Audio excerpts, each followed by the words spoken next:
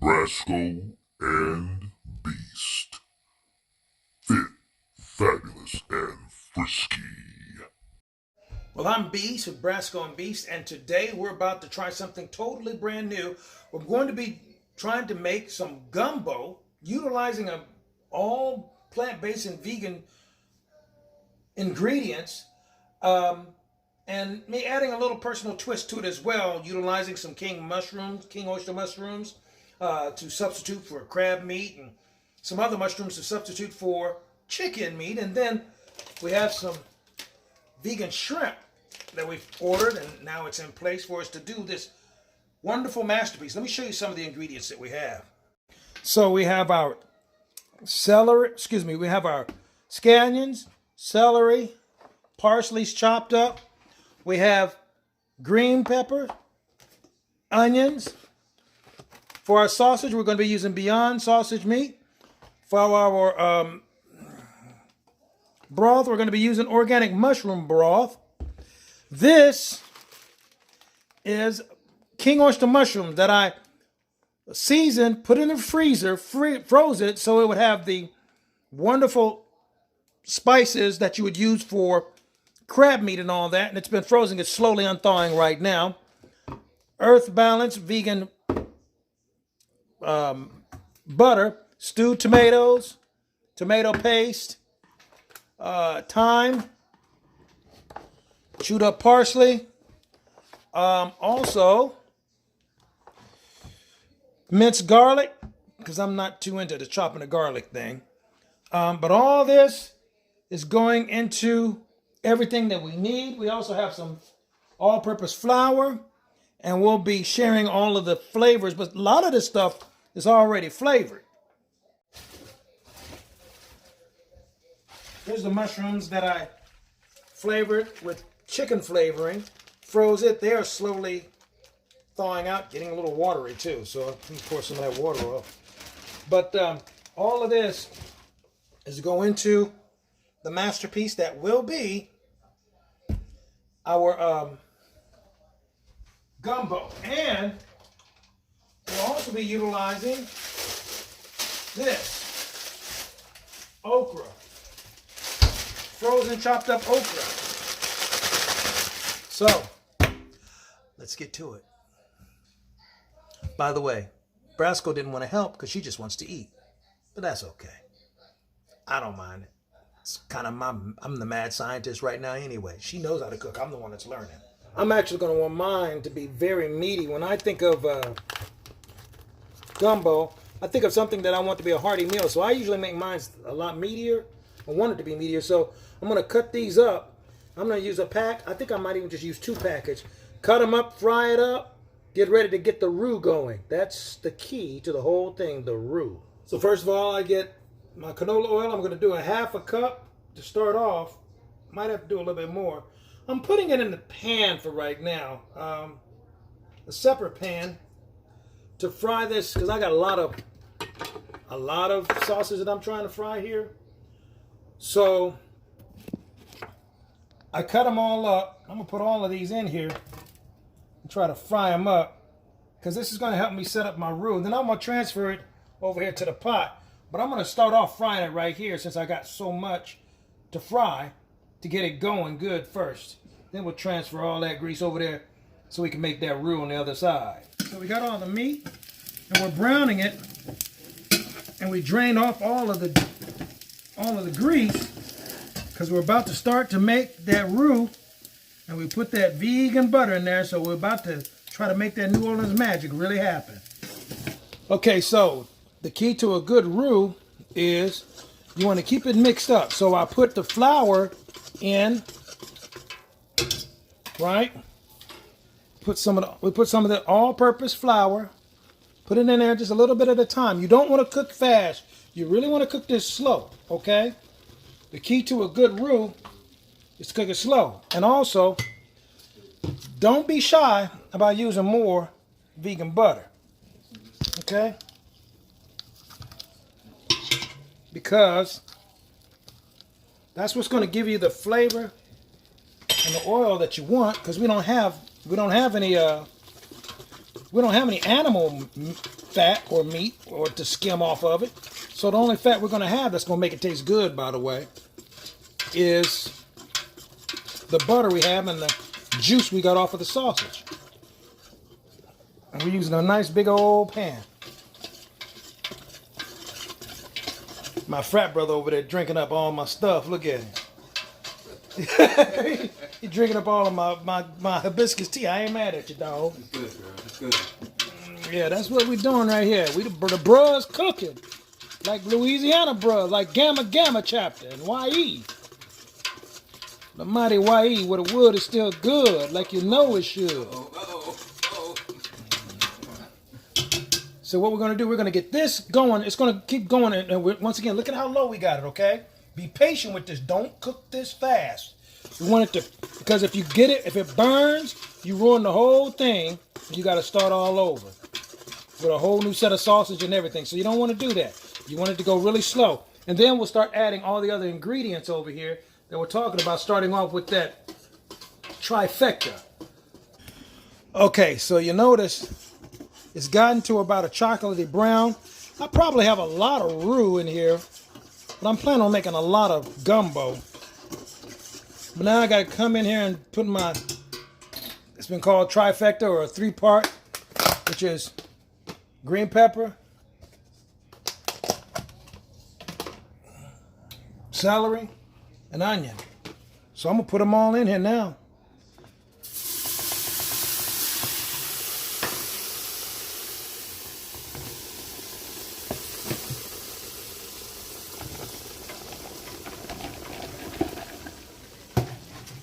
I'm just putting it all in there. See how it all mixes up. Since I have so much roux, we'll just make it happen. So I'm using a spoon to kind of stir it all up. I'm not gonna lie, as I'm smelling it right now, here's a sample of kind of what it's looking like. It smells good right now. You know, I'm trying to keep everything on low heat. I don't want to accidentally burn anything because I've been warned over and over again, don't burn nothing, you'll make it nasty. Don't burn, so I got it on simmer to low. So if it take all night to cook it, I'm gonna take all night, but I got it going. So it's simmer to low. And I put all 3 of those in there. And I want my gumbo to be kind of thick anyway. So I got plenty of ingredients. After we get this going, then we got to put in the scallions, and then the garlic, and then the fresh parsley. One of the biggest challenges has been, you can see how it's looking here, mixing it up. I added the parsley as well as the scallions and the minced garlic for me. I like garlic, particularly minced garlic. So I put 2 big scoops of it from this spoon. And I've been cooking it on low for the most part anyway. Trying to mix it all in here, and like I said, just really trying to make sure that I don't burn anything.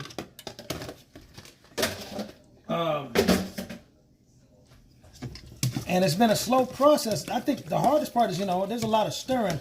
Now, I do have mine kind of thick, so mine is going to take a little more effort. But right now, it's all mixed up in it with those flavors and stuff like that. I mean, it's looking fairly good, you know what I'm saying? I'll show you what I'm talking about. When you look in here, you can see how it's looking right now, right? Still in the early stages. But we're about to add a whole bunch of stuff in here, okay? First of all, stewed tomatoes. We're going to add these in here. We're adding a lot of stuff in here right now. We got our stewed tomatoes, 2 cans, all right? Now, I'm going to get some tomato paste. Decent scoop of this tomato paste in here.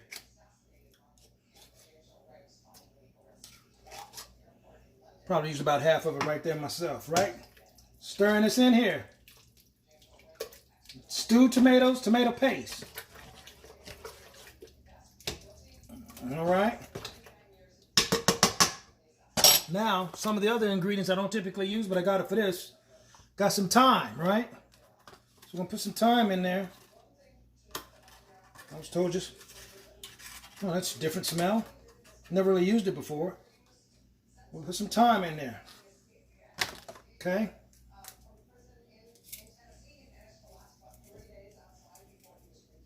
There goes the thyme. All right. Gonna put some bay leaves in there. Never used bay leaves before. I got fresh ones, by the way. Now they have a strong smell. Let me use about 4 because I got a pretty big pot of stuff here. You say 5. Okay. I'm eyeballing some of this stuff, folks. It's my first time using it, remember?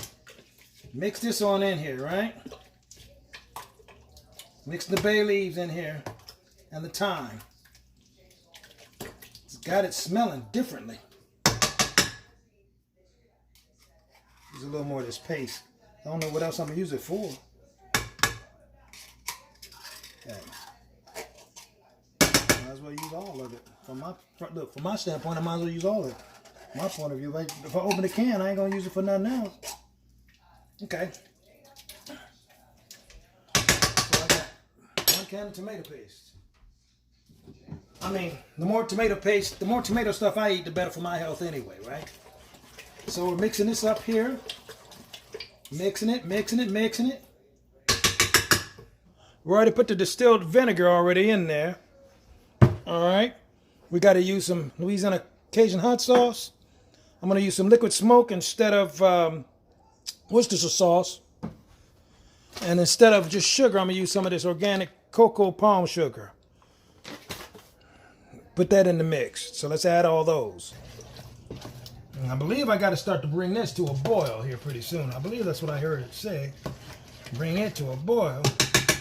Put some of this sugar in here. Brown sugar. Oh, there's some brown sugar. Oh.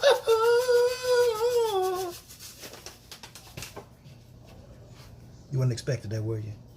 Yeah, you didn't ask for that. I'm sorry. Brown sugar.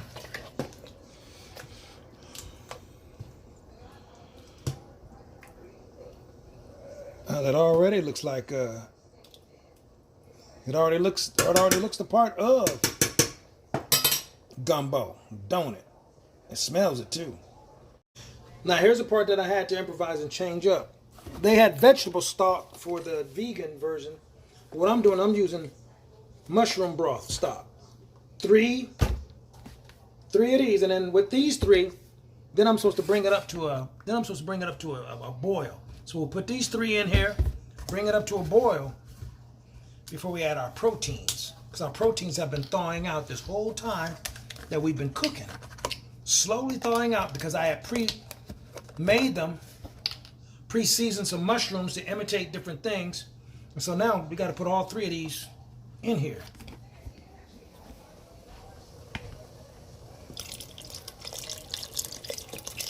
There go one.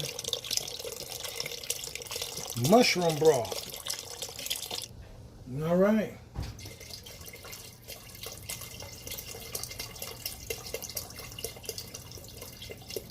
The key is I got all my proteins ready. I got this vegan shrimp that I ordered. Be vegan, make peace. Actually, they look a whole lot like real shrimp. Like, let me bite that. Chew like it too, see? I have the leftover sausage we have. I've been nibbling on this. I've been going through.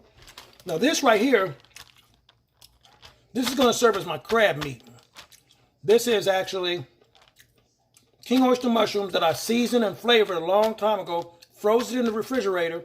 Kept it there, and I'm going to use this as my crab meat. And these are just mushrooms that I season like chicken. So this is my chicken replacement. This is my crab food replacement. Crab meat replacement. This is my vegan shrimp. And this is my sausage. Yeah, it's cooking. Seems like a lot. I don't know how I'm going to squeeze all that stuff in there, though. But I'm supposed to put all this in there. So we're at the last part of this now. We got the pot boiling. And now it's time to add all of the proteins, you know.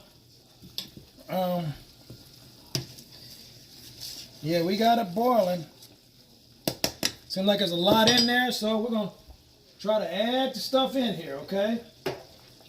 Well, you know, you got to have all of these, because I bought these just for this. So we put in the shrimp. We put in the sausage. Let me eat that one. I'm going to put in the mushrooms that's supposed to be like chicken.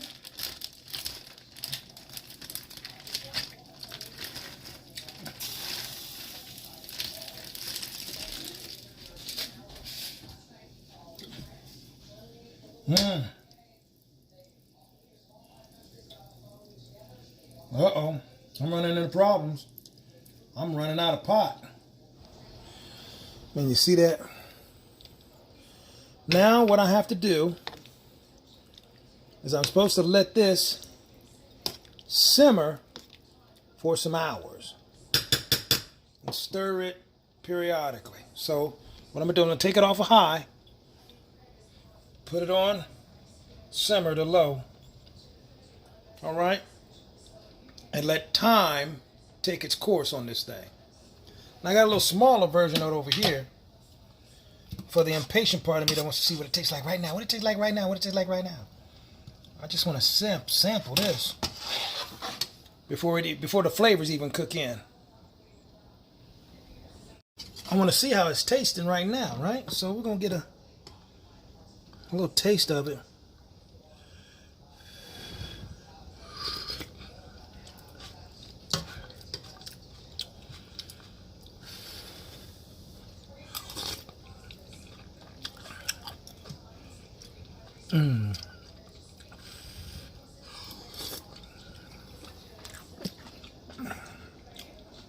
Yeah, that's something serious.